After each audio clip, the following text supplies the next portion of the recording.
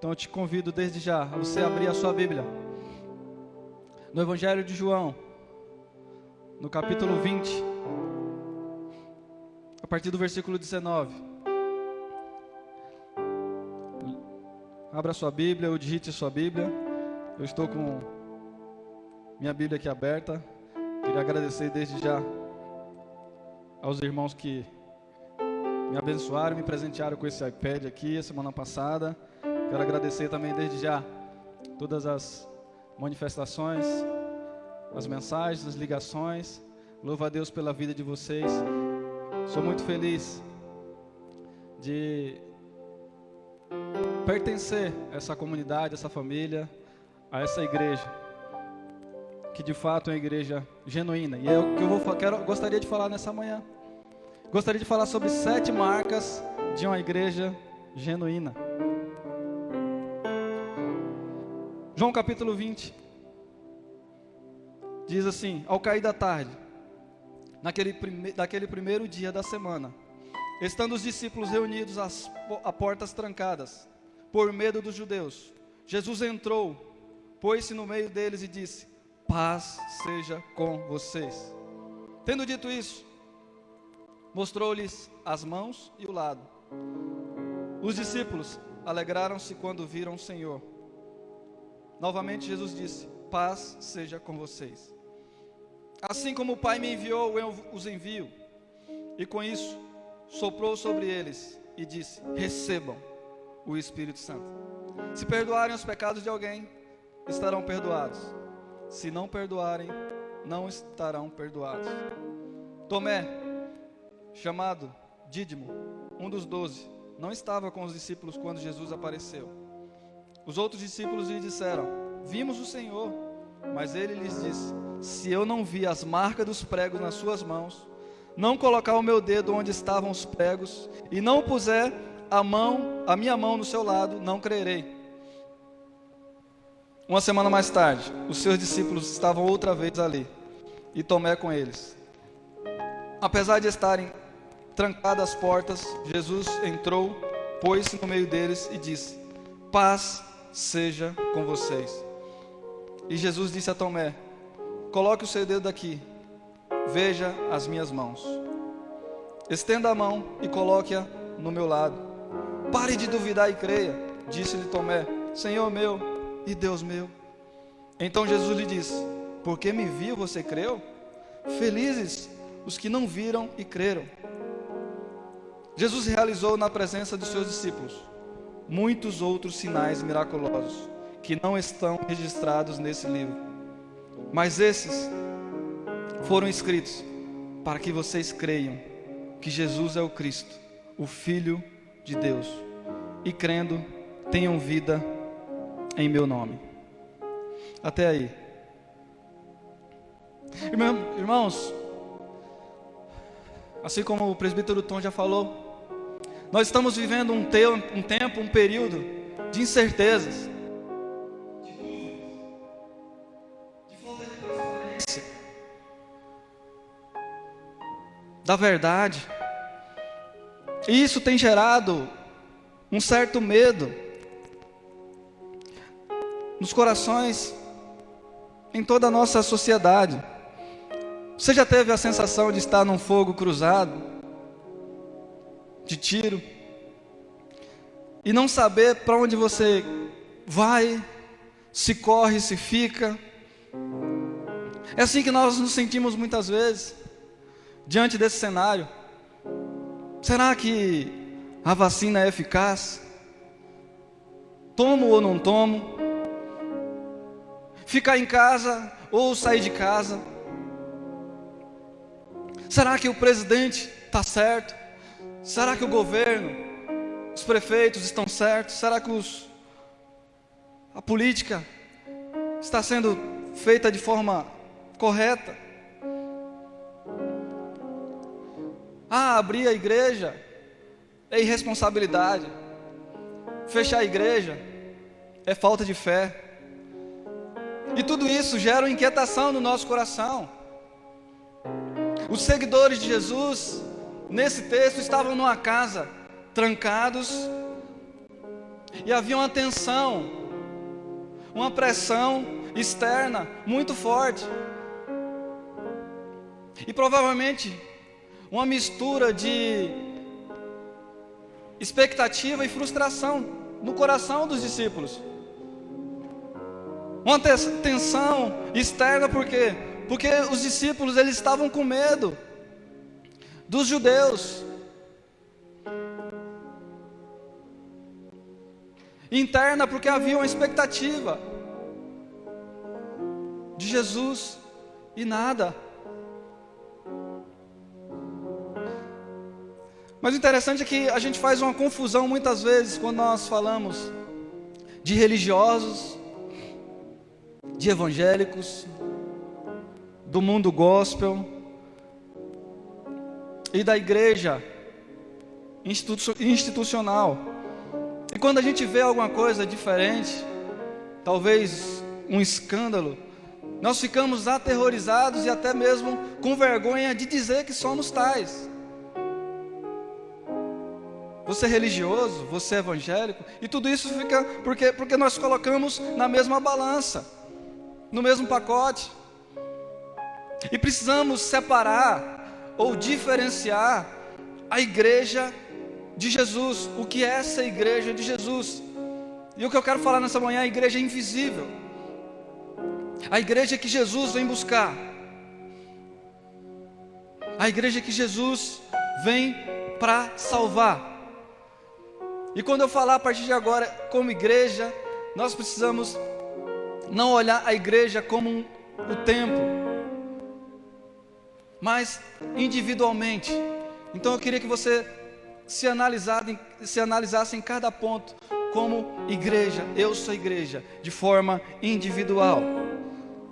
Porque nesse texto aqui, os discípulos, eles vão representar a igreja genuína de Jesus. Então, a partir de agora, vamos destacar algumas características de uma igreja verdadeira, genuína, e que a diferencia da falsa. Então, veremos as marcas de um verdadeiro discípulo de Jesus.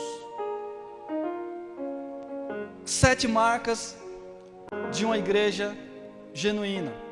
A primeira marca: paz. A igreja tem a paz que vem de Jesus.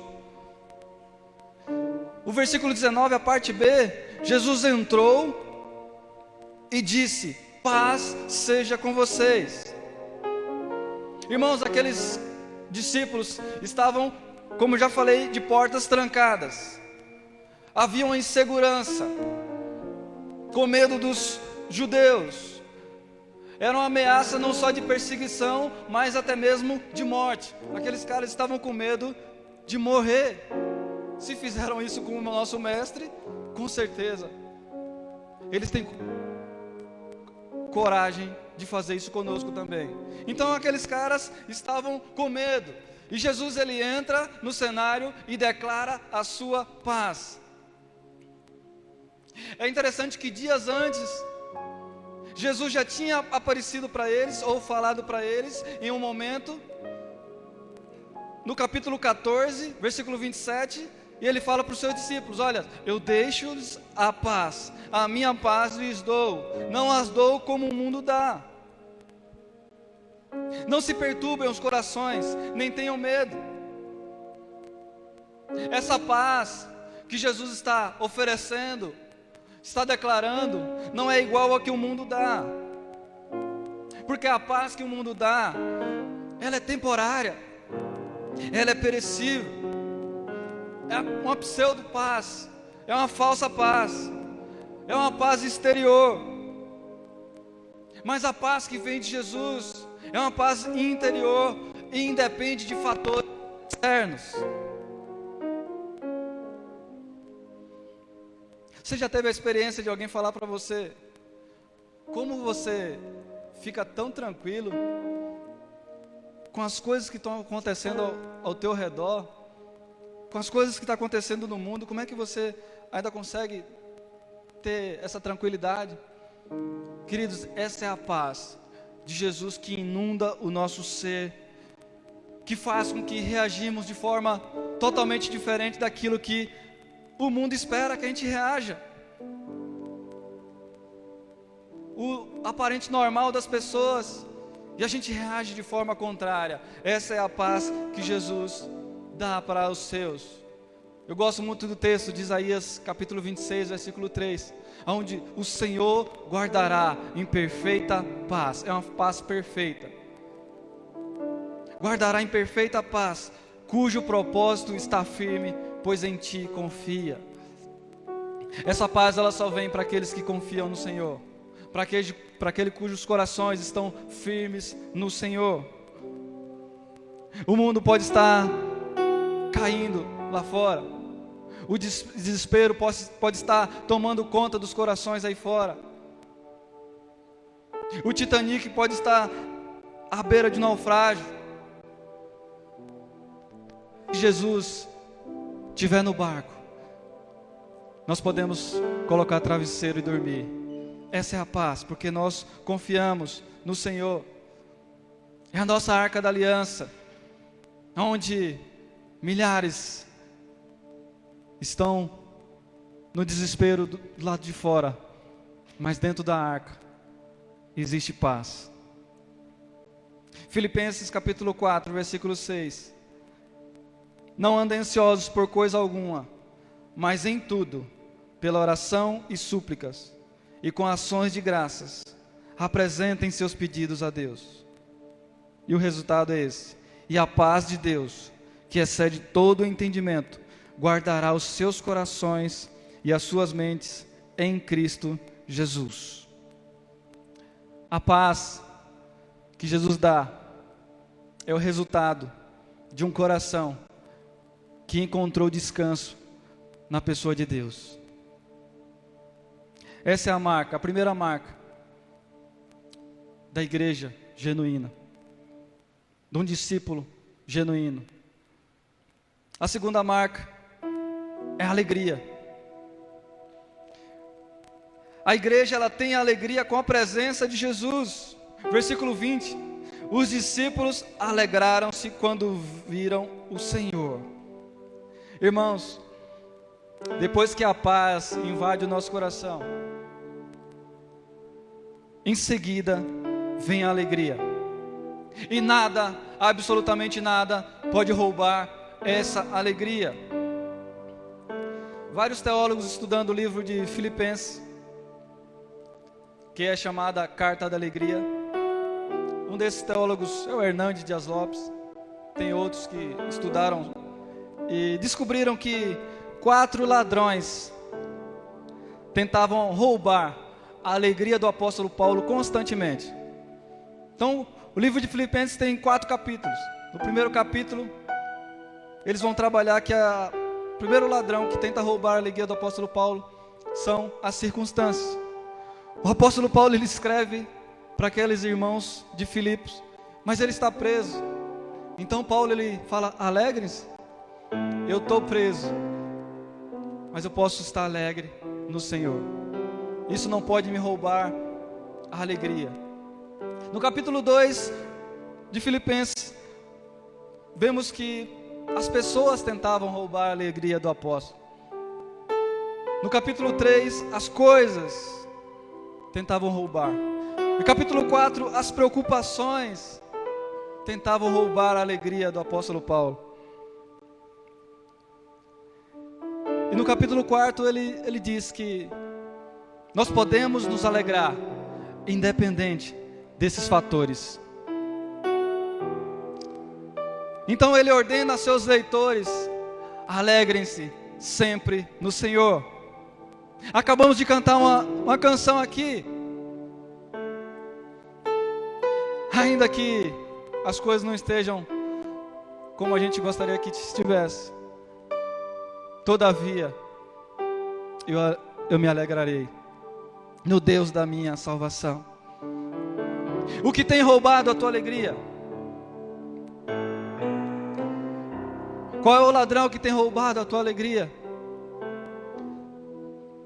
Talvez você esteja nesse momento, alguma coisa aconteceu, você esteja desanimado, triste, abatido. A palavra de Deus diz para você nessa manhã: alegre-se na pessoa do Senhor. Alegre-se.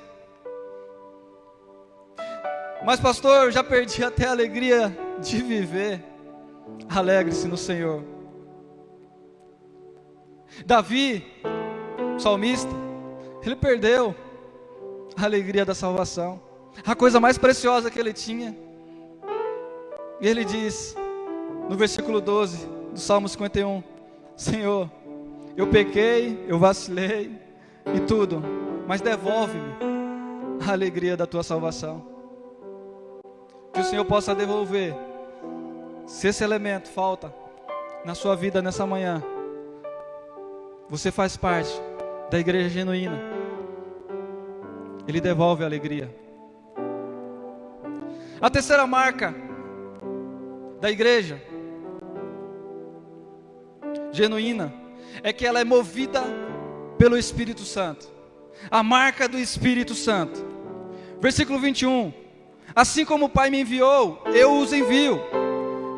E com isso soprou sobre eles e disse: recebam o Espírito Santo. Irmãos, é fato que a nossa igreja,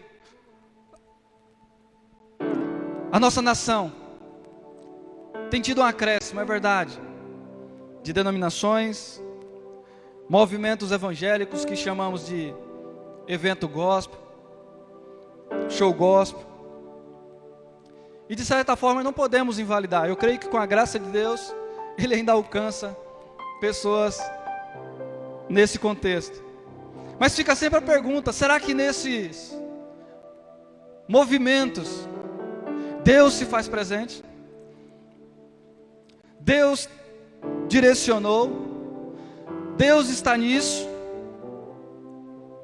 Porque eu entendo que até dá para fazer a obra sem o Espírito Santo de Deus. Até dá, mas não vai muito longe. Uma hora o fogo apaga, uma hora acaba. Porém, quando um trabalho é feito, por mais simples que seja, se ele tiver o aval de Deus, qual é o aval de Deus? Esse aqui, ó: eu os envio, eu os autorizo. Os resultados aparecem e permanecem. Já faz mais de 2000 anos que essa autorização de Jesus, ela vem surtindo efeito. Milhares e milhares de pessoas são transformadas diariamente pelo poder do Espírito Santo de Deus. Por quê, pastor? Porque é Ele que faz a igreja ser vibrante. É Ele que faz, é Ele que leva a igreja à santificação. É Ele que concede poder à igreja. É Ele que confere unção, autoridade. É Ele que dá unidade para a igreja. É Ele que dá ousadia e autoridade para a igreja. É o Espírito Santo que distribui os dons.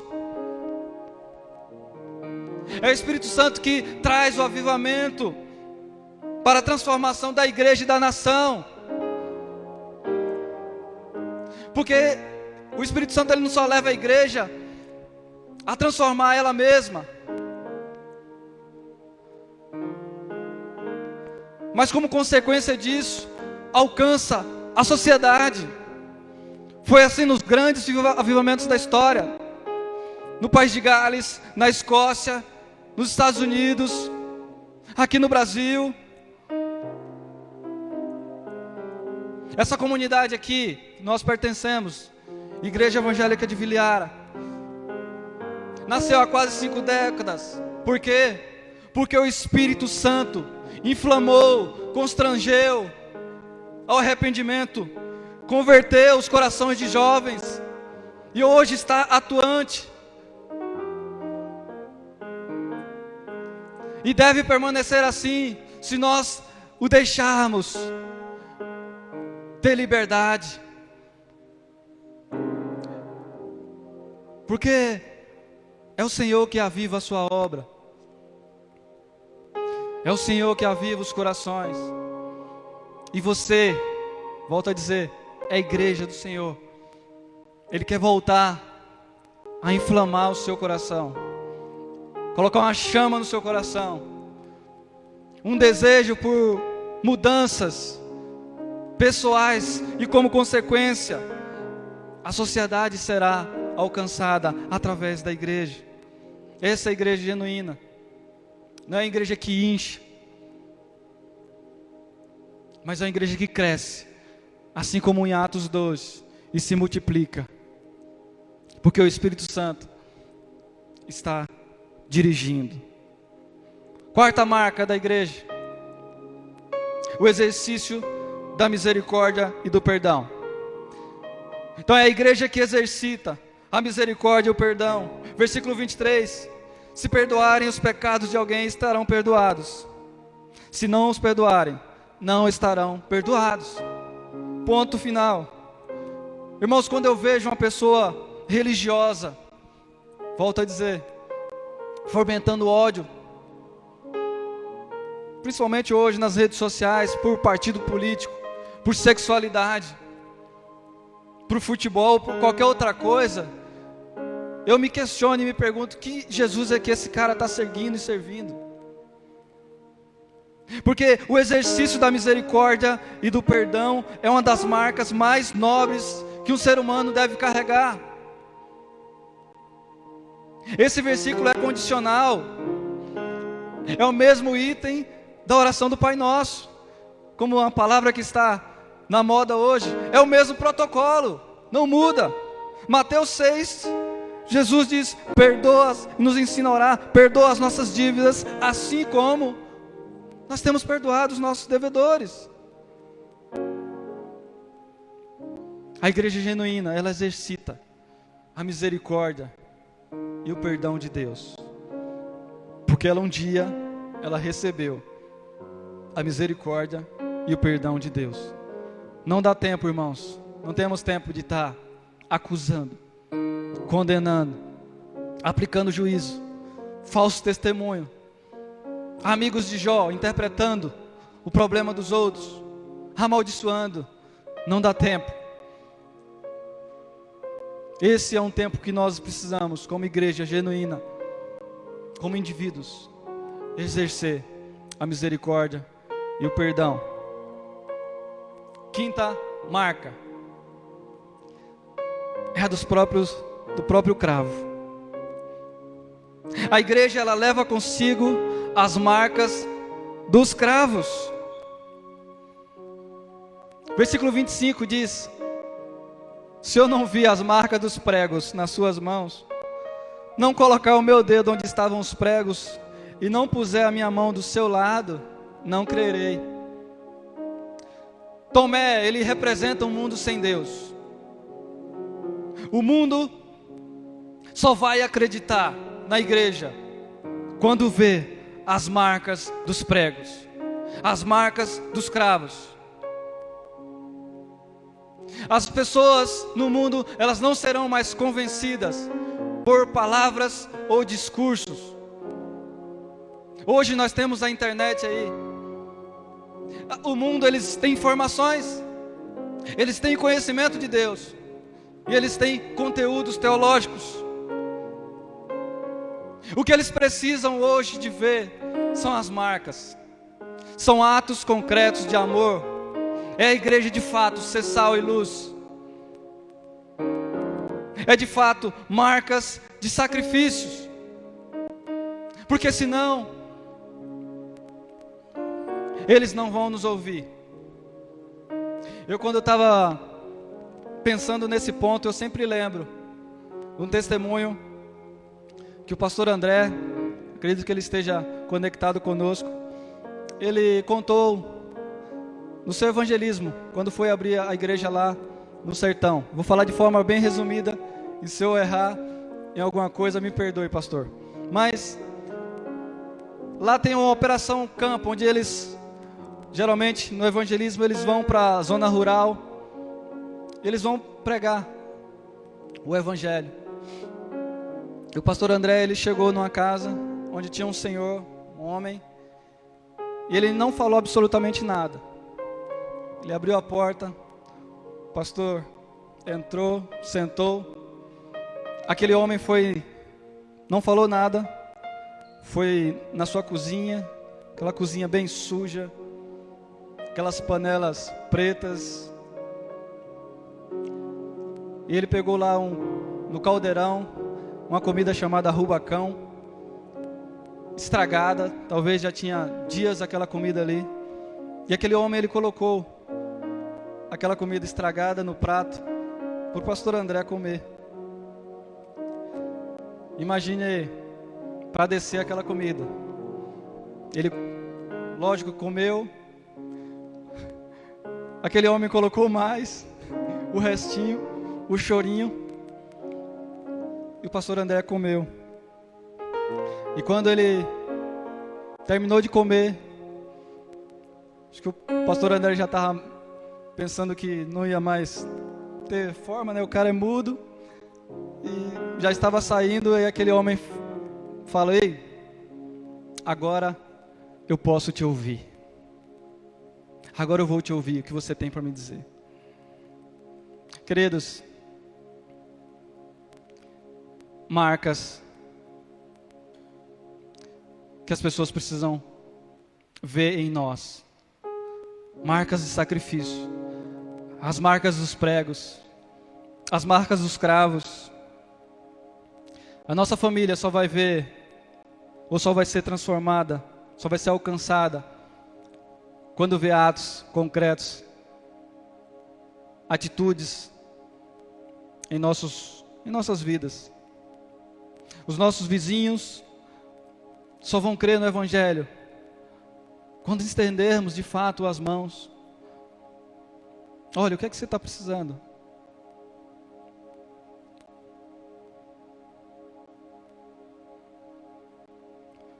A igreja, ela leva consigo as marcas dos cravos.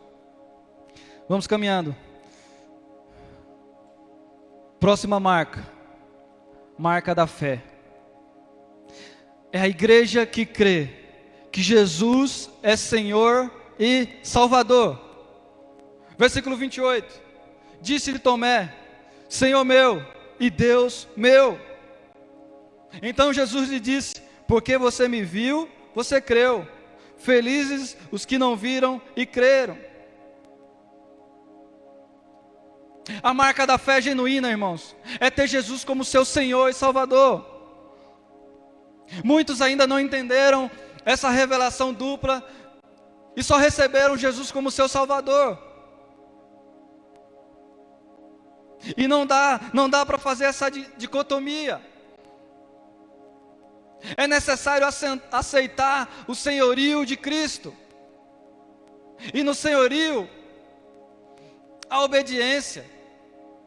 No senhorio de Cristo, a entrega, a renúncia, a cruz. Jesus, ele vem buscar somente aqueles que fizeram dele Senhor e Salvador. Não dá para fazer separação. Então a marca da igreja genuína é essa fé.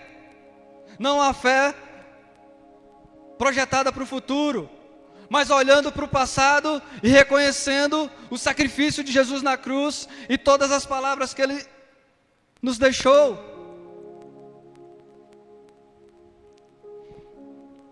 E o sétimo e último, marca, são os milagres de Jesus. A marca da igreja são os milagres de Jesus. A igreja, ela experimenta os milagres, ela vive os milagres de Jesus. Versículo 30 diz que Jesus, ele realizou na presença dos seus discípulos muitos outros sinais miraculosos. Assistimos aí na TV muitas igrejas que fazem de seus púlpitos ou palcos baseados no espetáculo para marketing e propaganda do seu líder. Mas Jesus, ele nunca baseou os seus milagres no espetáculo para mostrar a sua grandeza, para mostrar que era bom. Ele nunca fundamentou os seus milagres no seu ministério. Os milagres que Jesus fez e faz hoje, que nós cremos que ainda faz, é simplesmente para a glorificação do Pai, é para a glória do Pai. O Antigo Testamento veio dizendo: olha, o Messias virá e fará milagres e maravilhas, prodígios. Então o Antigo Testamento veio apontando que Jesus era o Cristo, o Filho do Deus vivo. Jesus ainda quer e deseja realizar milagres no nosso meio, em nossos dias.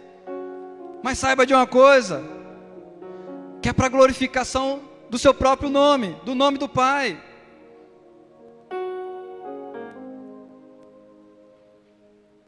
Já estou caminhando para o final, irmãos.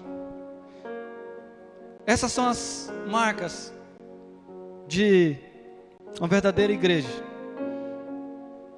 genuína de Jesus. Todo esse evento aqui aconteceu no final da tarde em uma casa. Às vezes ficamos nos perguntando, né? Quando nós iremos voltar aos cultos presenciais, pastor? Quando nós voltaremos à casa do Senhor? Essa igreja maravilhosa,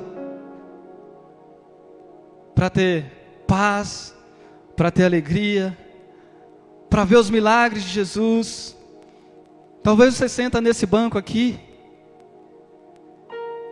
e você fala: já vivi tantas coisas de alegrias aqui. Quando eu venho para a igreja eu sinto paz. Eu vejo quantos milagres eu já recebi aqui, quantas palavras Deus já me abençoou nesse lugar.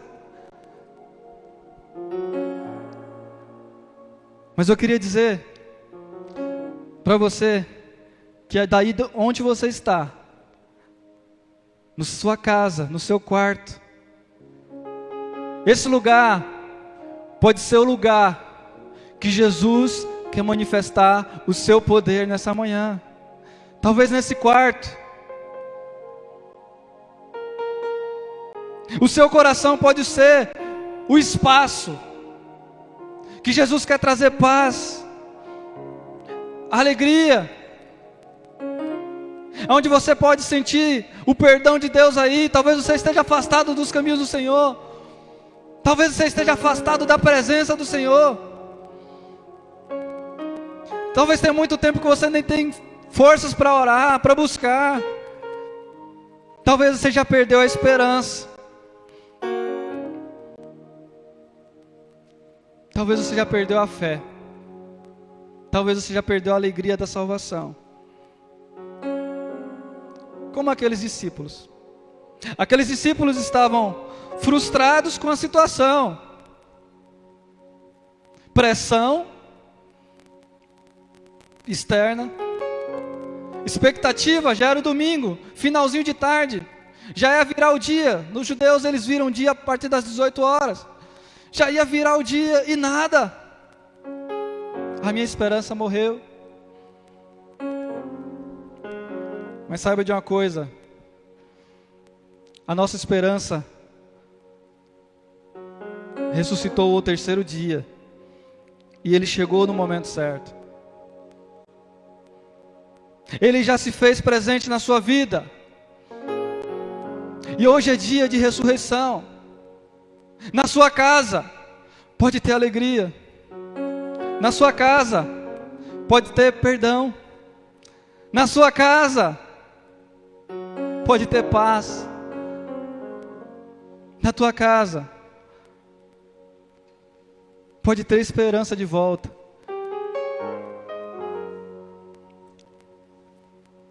E eu queria que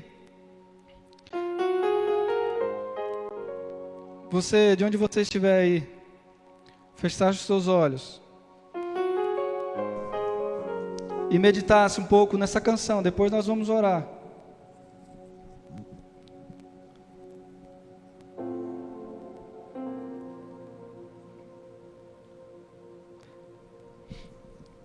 É na casa que o Senhor quer manifestar a sua glória nessa manhã.